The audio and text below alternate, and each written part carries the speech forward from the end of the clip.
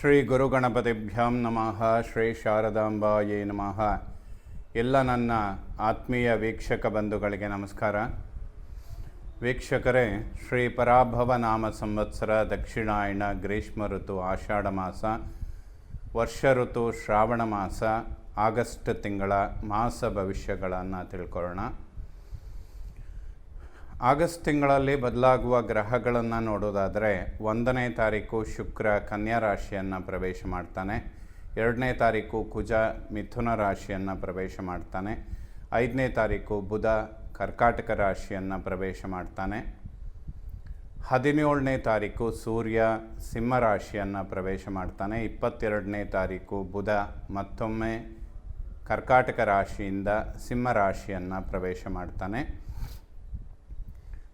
ಈ ಆಗಸ್ಟ್ ತಿಂಗಳ 12ನೇ ತಾರೀಕಿನ ತನಕ ಆಷಾಢ ಮಾಸ ನಡೀತಾ ಇರುತ್ತೆ. 13ನೇ ತಾರೀಕಿನಿಂದ ಶ್ರಾವಣ ಮಾಸ ಪ್ರಾರಂಭ ಆಗುತ್ತೆ. 12ನೇ ತಾರೀಕು ಅಮಾವಾಸ್ಯೆಯ ದಿನ ಕೇತುಗ್ರಸ್ತ ಸೂರ್ಯಗ್ರಹಣ ಅನ್ನುವಂಥದ್ದು ಸಂಭವಿಸುತ್ತೆ. ಭಾರತಕ್ಕೆ ಗೋಚರ ಇಲ್ಲದ ಕಾರಣ ಗ್ರಹಣ ಆಚರಣೆ ಮಾಡುವಂಥದ್ದು ಇರೋದಿಲ್ಲ. ಇನ್ನು ಶ್ರಾವಣ ಮಾಸದಲ್ಲಿ ವಿಶೇಷವಾಗಿ ಬರುವಂತಹ ಹಬ್ಬಗಳು ಅಂತ ಹೇಳಿದರೆ 17ನೇ ತಾರೀಕು ನಾಗರ ಪಂಚಮಿ, ನಾಗದೇವತೆಯ ಆರಾಧನೆ ಮಾಡುವಂತಹ ಪರ್ವಕಾಲ. ಸರ್ವೇ ಸಾಮಾನ್ಯವಾಗಿ ಎಲ್ಲರ ಜಾತಕದಲ್ಲಿಯೂ ಸಹ ಸರ್ಪದೋಷ ಅನ್ನುವಂಥದ್ದು ಅಲ್ಪ ಪ್ರಮಾಣದಲ್ಲಿ ಇದ್ದೇ ಇರುತ್ತೆ. ಆದ್ದರಿಂದ ಪೂರ್ಣ 1 ವರ್ಷದ ಕಾಲ ಆ ದೋಷಗಳನ್ನು ಪರಿಹಾರ ಮಾಡಿಕೊಳ್ಳೋದಕ್ಕೆ ಒಂದು ಉತ್ತಮವಾದಂತಹ ಸಮಯ ಆಗಿರುತ್ತೆ. ನಾಗದೇವತೆ ಆರಾಧನೆ ಮಾಡುವಂಥದ್ದು ದೈವಕೃಪೆಗೆ ಪಾತ್ರರಾಗೋದಕ್ಕೆ ಒಂದು ಉತ್ತಮವಾದಂತಹ ಅವಕಾಶ. ಇನ್ನು ಶ್ರಾವಣ ಮಾಸದಲ್ಲಿ 21ನೇ ತಾರೀಕು ವರಮಹಾಲಕ್ಷ್ಮಿ ವ್ರತಾಚರಣೆ ಮಾಡುವಂತಹ ದಿನ. ಎಲ್ಲರೂ ಕೂಡ ಅಮ್ಮನವರ ಕೃಪೆಗೆ ಪಾತ್ರರಾಗಿ ವ್ರತಾಚರಣೆಯನ್ನು ಮಾಡಿ ಆ ದೈವಕೃಪೆಗೆ ಪಾತ್ರರಾಗಿ ಅಂತ ಹೇಳ್ತಾ 25ನೇ ತಾರೀಕು ಅಂಗಾರಕ ಜಯಂತಿ. ಸಾಮಾನ್ಯವಾಗಿ ಕುಜದೋಷ ಅನ್ನುವಂಥದ್ದು ಎಲ್ಲರ ಜಾತಕದಲ್ಲಿಯೂ ಕೂಡ ಆರೋಗ್ಯ, ದಾಂಪತ್ಯ, ವೈವಾಹಿಕ ಜೀವನ ಇಂತಹ ವಿಚಾರಗಳಿಗೆ ಹಾಗೂ ರಕ್ತದಿಂದ ಉಂಟಾಗುವಂತಹ ದೋಷಗಳು, ಅದರಿಂದ ಬರುವಂತಹ ಮಧುಮೇಹ ಅಥವಾ ರಕ್ತದೊತ್ತಡ ಇಂತಹ ಸಮಸ್ಯೆಗಳೆಲ್ಲವೂ ಕೂಡ ಕುಜದೋಷದಿಂದ ಉಂಟಾಗುವಂಥದ್ದು.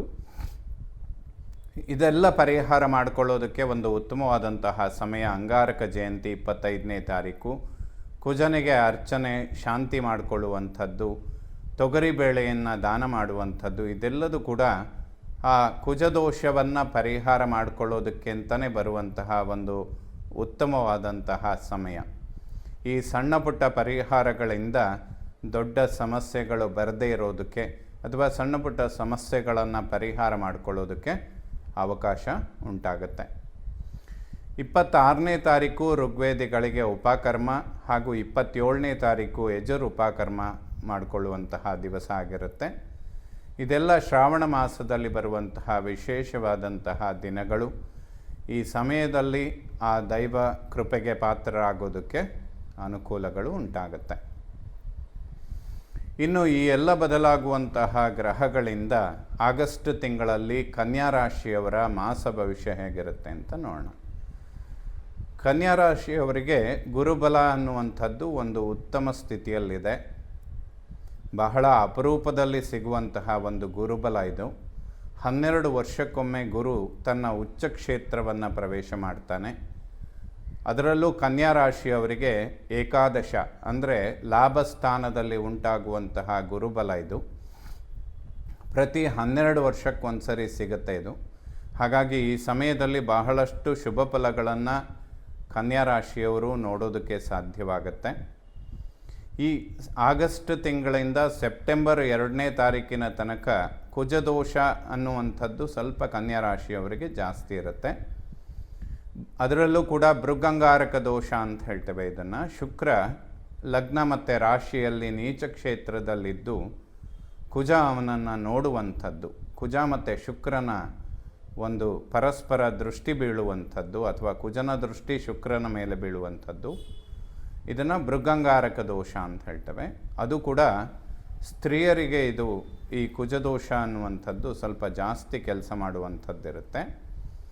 ಆರೋಗ್ಯದ ಬಗ್ಗೆ ಗಮನ ಕೊಡುವಂಥದ್ದು, ಆರೋಗ್ಯದ ಬಗ್ಗೆ ಸಣ್ಣ ಪುಟ್ಟ ಪರಿಹಾರಗಳು, ಅಂಗಾರಕ ಜಯಂತಿಯ ದಿವಸ ಕುಜನ ಆರಾಧನೆ ಮಾಡುವಂಥದ್ದು, ದುರ್ಗಾ ಪರಮೇಶ್ವರಿಗೆ ಸಂಬಂಧಪಡುವ ಸ್ತೋತ್ರಗಳನ್ನು ಪಠನೆ ಮಾಡುವಂಥದ್ದು ಅಂದರೆ ಓದುವಂಥದ್ದು, ದುರ್ಗಾ ಖಡ್ಗಮಾಲಾ ಸ್ತೋತ್ರಗಳನ್ನು ಓದುವಂಥದ್ದು, ಇದೆಲ್ಲ ಒಂದು ಉತ್ತಮವಾದಂತಹ ಪರಿಹಾರ. ಎಷ್ಟು ಸಾಧ್ಯವೋ ಅಷ್ಟು ಸಣ್ಣ ಪುಟ್ಟ ಪರಿಹಾರಗಳನ್ನು ಈ ಸಮಯದಲ್ಲಿ ಮಾಡಿಕೊಂಡ್ರೆ ತುಂಬ ಒಳ್ಳೆಯದಾಗುತ್ತೆ. ಇಲ್ಲದೇ ಇದ್ದರೆ ಸಣ್ಣದಾಗಿ ಶುರುವಾಗುವಂತಹ ಸಮಸ್ಯೆಗಳು ತುಂಬ ದೊಡ್ಡ ಪ್ರಮಾಣದ ತೊಂದರೆಗಳನ್ನು ಮಾಡದೇ ಇರೋ ರೀತಿ ದುರ್ಗಾ ಪರಮೇಶ್ವರಿಯ ಸ್ತೋತ್ರಗಳನ್ನು ಪಠನೆ ಮಾಡಿ, ದುರ್ಗಾ ಪರಮೇಶ್ವರಿಯ ದರ್ಶನ ಮಾಡಿ ಅತ್ಯಂತ ಅವಶ್ಯಕ.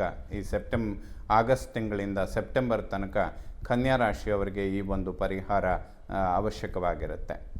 ವಾಕ್ಯಗಳನ್ನು ಸೌಮ್ಯ ಮಾಡ್ಕೊಳ್ಳಿ, ಹಠಾತ್ ಸ್ವಭಾವಗಳನ್ನು ಕಡಿಮೆ ಮಾಡ್ಕೊಳ್ಳಿ. ಯಾಕೆಂದರೆ ಕುಜದೋಷ ಅನ್ನುವಂಥದ್ದು ದಶಮಂಗಾರಕ ಕುಲದೀಪಕ ಅಂತ ಹೇಳ್ತಾರೆ. 10ನೇ ಮನೆಯಲ್ಲಿ ಕುಜನ ಸಂಚಾರ ಆಗುವಂಥದ್ದು.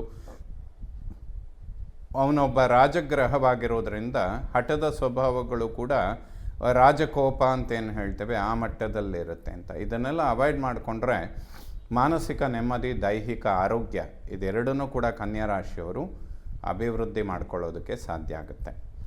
ಕೇವಲ ಇದು ಒಂದು ತಿಂಗಳಿಗೆ ಮಾತ್ರ ಸಂಬಂಧಪಡುವಂಥದ್ದು. ಸೊ ಇದನ್ನು ಅವಾಯ್ಡ್ ಮಾಡ್ಕೊಳ್ಳೋದೇನು ಅಷ್ಟೇನು ಕಷ್ಟ ಆಗೋದಿಲ್ಲ. ಇದನ್ನು ಅವಾಯ್ಡ್ ಮಾಡಿಕೊಂಡ್ರೆ ಮಾನಸಿಕವಾಗಿ ನೆಮ್ಮದಿ ಸಿಗುತ್ತೆ. ವಾಕ್ಯಗಳಿಂದ ಆಗುವಂತಹ ನಿಷ್ಠೂರಗಳು ಕಡಿಮೆ ಆಗುತ್ತೆ. ಅನಿರೀಕ್ಷಿತ ಖರ್ಚುಗಳು ಬರುವಂಥದ್ದನ್ನು ತಡೆ ಮಾಡಿಕೊಳ್ಬೋದು. ಆರೋಗ್ಯದಲ್ಲಿ ಅಭಿವೃದ್ಧಿಗಳನ್ನು ಮಾಡಿಕೊಳ್ಬೋದು. ಇದೆಲ್ಲದಕ್ಕೂ ಕೂಡ ಸೌಮ್ಯ ಸ್ವಭಾವಗಳನ್ನು ರೂಢಿಸ್ಕೊಳ್ಳುವಂಥದ್ದು ತುಂಬ ಒಳ್ಳೆಯದು. ಗುರುಬಲ ಇದೆ. ಗುರು ವಿದ್ಯಾರ್ಜನೆ ಮಾಡೋದಕ್ಕೆ ತುಂಬ ಅನುಕೂಲ ಮಾಡಿಕೊಡ್ತಾನೆ. ವಿವಾಹ, ಸಂತಾನದ ಪ್ರಾಪ್ತಿಗಳಿಗೆ ಅನುಕೂಲ ಮಾಡಿಕೊಡ್ತಾನೆ. ಉದ್ಯೋಗದ ಅಭಿವೃದ್ಧಿಗಳಿಗೆ ಅನುಕೂಲ ಮಾಡ್ತಾನೆ. ಸೊ ಗುರುಬಲ ಅನ್ನೋದು ಈ ಎಲ್ಲ ಕ್ಷೇತ್ರಗಳಲ್ಲಿ ಕನ್ಯಾ ರಾಶಿಯವರಿಗೆ ಖಂಡಿತವಾಗ್ಲೂ ಸಪೋರ್ಟ್ ಮಾಡುತ್ತೆ. ಈ ಒಂದು ಮಾಸದಲ್ಲಿ ಸ್ವಲ್ಪ ಆರೋಗ್ಯದ ಬಗ್ಗೆ ಗಮನ ಕೊಡುವಂಥದ್ದು, ಅದರಲ್ಲೂ ದುರ್ಗಾ ಪರಮೇಶ್ವರಿಯ ದರ್ಶನ ಮಾಡಿ, ಅಮ್ಮನವರಿಗೆ ಸಂಬಂಧಪಡುವ ಯಾವುದಾದ್ರೂ ಒಂದೆರಡು ಸ್ತೋತ್ರಗಳನ್ನು ನಿತ್ಯ ಪಠನೆ ಮಾಡಿ, ತಿಂಗಳಲ್ಲಿ ಒಮ್ಮೆ ಯಾವುದಾದ್ರೂ ಈ ಶ್ರಾವಣ ಮಾಸದಲ್ಲಿ ಶುಕ್ರವಾರ ಅಥವಾ ಮಂಗಳವಾರ ದುರ್ಗಾ ಪರಮೇಶ್ವರಿಯ ದರ್ಶನ ಮಾಡಿ ಕುಂಕುಮಾರ್ಚನೆಯಂತಹ ಸೇವೆಗಳನ್ನು ಮಾಡಿಕೊಳ್ಳೋದು ಒಳ್ಳೆಯದಾಗತ್ತೆ. ವಾಕ್ಯಗಳಿಂದ ನೆಮ್ಮದಿಯನ್ನು ಕುಟುಂಬದಲ್ಲಿ ಕಾಣಬೇಕು ಅಂದರೆ ಸ್ವಲ್ಪ ಸೌಮ್ಯ ಮಾಡಿಕೊಳ್ಳೋದು ಅವಶ್ಯಕ. ಈ ಒಂದು ತಿಂಗಳಿಗೆ ಮಾತ್ರ ಅನ್ವಯ ಆಗುತ್ತೆ. ಧನಾಗಮನ ಅಂದರೆ ಹಣಕಾಸಿನ ವಿಚಾರದಲ್ಲಿ ಅಭಿವೃದ್ಧಿಗಳು ಖಂಡಿತವಾಗ್ಲೂ ಉಂಟಾಗುತ್ತೆ ಕನ್ಯಾ ರಾಶಿಯವರಿಗೆ. ಒಡ ಹುಟ್ಟುಗಳ ನಡುವೆ ಸಾಮರಸ್ಯ ಅಂದರೆ ಅಣ್ಣ ತಮ್ಮಂದರು ಮತ್ತು ಅಕ್ಕ ತಂಗಿಯರ ನಡುವೆ ಬಾಂಧವ್ಯ ತುಂಬ ಚೆನ್ನಾಗಿರುತ್ತೆ. ಒಬ್ಬರಿಂದ ಒಬ್ಬರಿಗೆ ಅನುಕೂಲಗಳು ಉಂಟಾಗುತ್ತೆ.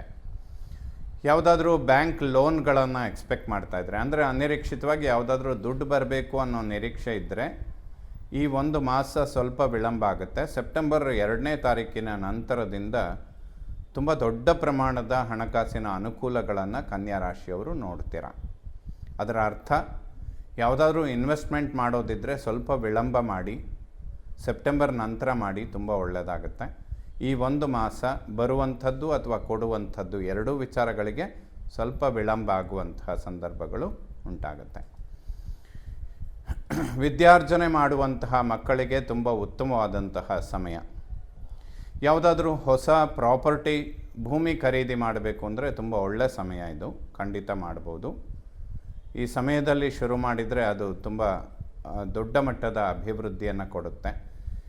ಹೊಸ ಮನೆ ಕಟ್ಟುವಂತಹ ವಿಚಾರಗಳಿದ್ದರೆ, ಭೂಮಿ ಖರೀದಿ ಮಾಡುವಂತಹ ವಿಚಾರ ಇದ್ದರೆ, ಅಥವಾ ಹೊಸ ವಾಹನ ಖರೀದಿ ಮಾಡುವಂತಹ ವಿಚಾರಗಳಿದ್ದರೆ ಖಂಡಿತವಾಗ್ಲೂ ಮುಂದುವರಿಸ್ಬೋದು. ಕನ್ಯಾ ರಾಶಿಯವರಿಗೆ ಇದು ಒಂದು ಉತ್ತಮವಾದಂತಹ ಸಮಯ.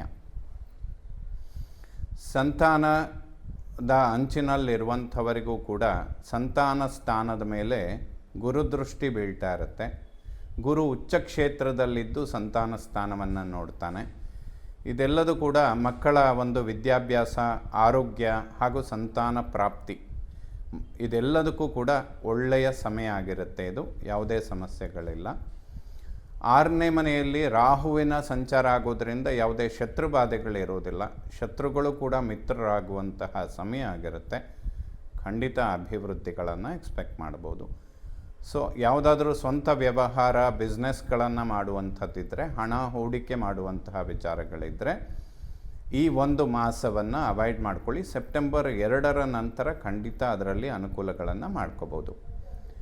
ಅದೇ ಪ್ರಾಪರ್ಟಿ ಮತ್ತು ವಾಹನದ ವಿಚಾರಗಳಿಗೆ ಇದು ಸಂಬಂಧಪಡೋದಿಲ್ಲ. ಲಾಂಗ್ ಟರ್ಮಲ್ಲಿ ಯಾವುದಾದ್ರೂ ಶಾಶ್ವತವಾದ ವ್ಯವಸ್ಥೆಗಳನ್ನು ಮಾಡುವಂಥದ್ದಿದ್ದರೆ ಗುರುಬಲ ಅನ್ನುವಂಥದ್ದು ಕನ್ಯಾ ರಾಶಿಯವರಿಗೆ ಪೂರ್ಣ ಒಂದು ಸಪೋರ್ಟನ್ನು ಕೊಡುತ್ತೆ. ಈಗಿಂದ ಪ್ರಾರಂಭ ಮಾಡುವಂಥದ್ದು ಖಂಡಿತ ಒಳ್ಳೆಯದಾಗುತ್ತೆ. ಉದ್ಯೋಗ ಕ್ಷೇತ್ರದಲ್ಲಿ ಯಾವುದೇ ಇನ್ವೆಸ್ಟ್ಮೆಂಟ್ಗಳನ್ನು ಇದ್ದರೂ ಕೂಡ ಸೆಪ್ಟೆಂಬರ್ 2ರ ನಂತರ ಮಾಡಿದರೆ ಖಂಡಿತ ಒಳ್ಳೆಯದಾಗುತ್ತೆ. ಇನ್ನು ವೈವಾಹಿಕ ದಾಂಪತ್ಯ ಜೀವನದಲ್ಲಿ ಸಾಮರಸ್ಯ ಇದೆಲ್ಲದೂ ಕೂಡ ಚೆನ್ನಾಗಿರುತ್ತೆ. ಖಂಡಿತ ಅನುಕೂಲಗಳನ್ನು ನಿರೀಕ್ಷೆ ಮಾಡ್ಬೋದು. ವಿವಾಹ ವಿಳಂಬ ಆಗೋದಕ್ಕೆ 7ನೇ ಮನೆಯಲ್ಲಿರುವ ಶನಿ ತುಂಬ ಕಾರಣನಾಗ್ತಾನೆ. ಆದರೆ ಆ ಶನಿ ಮೇಲೆ ಗುರುದೃಷ್ಟಿ ಇದೆ, ಗುರುಬಲ ಇದೆ. ಕನ್ಯಾ ರಾಶಿಯವರಿಗೆ ಅಕ್ಟೋಬರ್ ತನಕ, ಅಂದರೆ ಅಕ್ಟೋಬರ್ ಅಂತ್ಯಭಾಗದ ತನಕನೂ ಗುರುಬಲ ಇರುತ್ತೆ. ಅಟ್ಲೀಸ್ಟ್ ವಿವಾಹ ಇಂತಹ ಮಂಗಳ ಕಾರ್ಯಗಳನ್ನು ನಿಶ್ಚಯ ಮಾಡಿಕೊಳ್ಳೋದಕ್ಕೆ ಇದು ಒಳ್ಳೆ ಸಮಯ. ವಿಳಂಬ ಮಾಡಿಕೊಳ್ಳೋದು ಮುಂದಿನ ದಿನಗಳಲ್ಲಿ ಇನ್ನಷ್ಟು ಸಮಸ್ಯೆಗಳನ್ನು ಜಾಸ್ತಿ ಮಾಡುತ್ತೆ ಇದು. ಸೊ ಸೆಪ್ಟೆಂಬರ್ 2ನೇ ತಾರೀಕಿನ ನಂತರದಲ್ಲಿ ವಿವಾಹ ನಿಶ್ಚಯ ಆಗೋದಕ್ಕೆ ಅಥವಾ ವಿವಾಹ ಮಾಡಿಕೊಳ್ಳೋದಕ್ಕೆ ತುಂಬ ಒಳ್ಳೆಯ ಸಮಯ ಆಗಿರುತ್ತೆ ಕನ್ಯಾ ರಾಶಿಯವರು. ಅಷ್ಟಮ ಮೃತ್ಯುಸ್ಥಾನಾಧಿಪತಿ ಕುಜ ಲಗ್ನ ಶರೀರವನ್ನು ನೋಡ್ತಾನೆ. ಹಾಗೆ ಶುಕ್ರನು ಕೂಡ ಅಲ್ಲಿ ನೀಚ ಕ್ಷೇತ್ರದಲ್ಲಿರ್ತಾನೆ. ರಕ್ತದೋಷಗಳು ಅಥವಾ ಶರೀರದಲ್ಲಿ ಸ್ವಲ್ಪ ಉಷ್ಣ ಪ್ರಕೋಪಗಳು, ಓವರ್ ಹೀಟ್ ಆಗುವಂಥದ್ದು, ಇದೆಲ್ಲ ದೈಹಿಕವಾಗಿ ಸ್ವಲ್ಪ ವ್ಯತ್ಯಾಸಗಳನ್ನು ಕೊಡೋದಕ್ಕೆ ಕುಜದೋಷಗಳು ಕಾರಣವಾಗಿರುತ್ತೆ. ವಾಹನಕ್ಕೆ ಸಂಬಂಧಪಡುವ ವಿಚಾರಗಳ ಬಗ್ಗೆ ಸ್ವಲ್ಪ ಮುನ್ನೆಚ್ಚರಿಕೆಗಳನ್ನು ತೆಗೆದುಕೊಳ್ಳೋದು ತುಂಬ ಒಳ್ಳೆಯದು. ಕುಜದೋಷ ಅನ್ನುವಂಥದ್ದು ಯಾವುದೇ ಮಿಥುನ ಅಥವಾ ಕನ್ಯಾ ರಾಶಿಯವರಿಗೆ ಕುಜದೋಷಗಳು ಸ್ವಲ್ಪ ಜಾಸ್ತಿ ಕೆಲಸ ಮಾಡುತ್ತೆ. ಯಾಕೆಂದರೆ ಅದರ ಅಧಿಪತಿಯಾದ ಬುಧ ಕುಜನಿಗೆ ಶತ್ರುವಾಗಿ ಕೆಲಸ ಮಾಡುವಂಥದ್ದು. ಅವರಿಬ್ಬರ ನಡುವೆ ಯಾವುದೇ ಮಿತ್ರತ್ವ ಇರೋದಿಲ್ಲ. ಸೊ ಲಗ್ನ ರಾಶಿಯ ಮೇಲೆ ಕುಜನ ದೃಷ್ಟಿ ಬೀಳುವಂಥದ್ದು. ಕುಜ ಅಷ್ಟಮಾಧಿಪತಿಯಾಗಿರೋದ್ರಿಂದ ಸ್ವಲ್ಪ ಆರೋಗ್ಯ ಮತ್ತು ವಾಹನದ ವಿಚಾರದಲ್ಲಿ ಮುನ್ನೆಚ್ಚರಿಕೆಗಳನ್ನು ತೆಗೆದುಕೊಳ್ಳಬೇಕು. ಭಾಗ್ಯಾಧಿಪತಿ ಶುಕ್ರನು ಕೂಡ ನೀಚ ಕ್ಷೇತ್ರದಲ್ಲಿದ್ದು ಅವನ ಮೇಲೆ ಕುಜನ ದೃಷ್ಟಿ ಬೀಳುತ್ತೆ. ಆಗಸ್ಟ್ 17ರ ನಂತರದಲ್ಲಿ ಸೂರ್ಯ ವ್ಯಯಭಾವವನ್ನು ಪ್ರವೇಶ ಮಾಡ್ತಾನೆ. ಸೊ ಈ ಒಂದು ಕಾಂಬಿನೇಷನ್, ಅಂದರೆ ಆಗಸ್ಟ್ 17ರ ನಂತರದಲ್ಲಿ ತಂದೆಯ ಆರೋಗ್ಯದ ಬಗ್ಗೆ ಗಮನ ಕೊಡುವಂಥದ್ದು ಕನ್ಯಾ ರಾಶಿಯವರಿಗೆ ಅತ್ಯಂತ ಅವಶ್ಯಕವಾಗುತ್ತೆ. ಭಾಗ್ಯಾಧಿಪತಿ ಶುಕ್ರ ನೀಚ ಕ್ಷೇತ್ರದಲ್ಲಿದ್ದು ಅಷ್ಟಮಾಧಿಪತಿ ಕುಜ ಅವನನ್ನು ವೀಕ್ಷಣೆ ಮಾಡುವಂಥದ್ದು, ಪಿತೃಕಾರಕ ಸೂರ್ಯ ವ್ಯಯಭಾವದಲ್ಲಿ ಸಂಚಾರ ಮಾಡುವಂಥದ್ದು, ಈ ಮೂರು ಕಾಂಬಿನೇಷನ್ಗಳು ತಂದೆಯ ಆರೋಗ್ಯದ ಬಗ್ಗೆ ಗಮನ ಕೊಡುವಂಥದ್ದು ಕನ್ಯಾ ರಾಶಿಯವರಿಗೆ ಅವಶ್ಯಕವಾಗುತ್ತೆ. ಕರ್ಮ ಉದ್ಯೋಗದಲ್ಲಿ ಕುಜನ ಸಂಚಾರ ನಡೀತಾ ಇರುವಂಥದ್ದು. ಸೊ ಈ ಸಮಯದಲ್ಲಿ ಈ 1-1.5 ತಿಂಗಳ ಕಾಲ ಉದ್ಯೋಗದ ಪರಿವರ್ತನೆಗಳನ್ನು ಕನ್ಯಾ ರಾಶಿಯವರು ಮಾಡದೇ ಇರೋದು ಉತ್ತಮ. ಅಕ್ಟೋಬರ್ ತನಕ ಗುರುಬಲ ಇದೆ. ಪ್ರಧಾನವಾಗಿ ಉದ್ಯೋಗ, ವಿವಾಹ, ಸಂತಾನ, ಇದು ಮೂರಕ್ಕೂ ಈ ಒಂದು ಗುರುಬಲ ತುಂಬ ಉತ್ತಮ ಸ್ಥಿತಿಯಲ್ಲಿದೆ. ಈ ಒಂದು ಮಾಸವನ್ನು ಅವಾಯ್ಡ್ ಮಾಡ್ಕೊಳ್ಳಿ.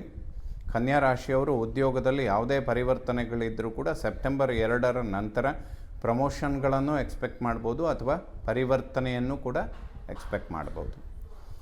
ಕರ್ಮ ಉದ್ಯೋಗದಲ್ಲಿ ಕಿರಿಕಿರಿಗಳನ್ನು ಕಡಿಮೆ ಮಾಡಿಕೊಳ್ಬೇಕಾದ್ರೆ ಸ್ವಭಾವವನ್ನು ಸ್ವಲ್ಪ ಸೌಮ್ಯ ಮಾಡಿಕೊಳ್ಬೇಕು ಕನ್ಯಾ ರಾಶಿಯವರು.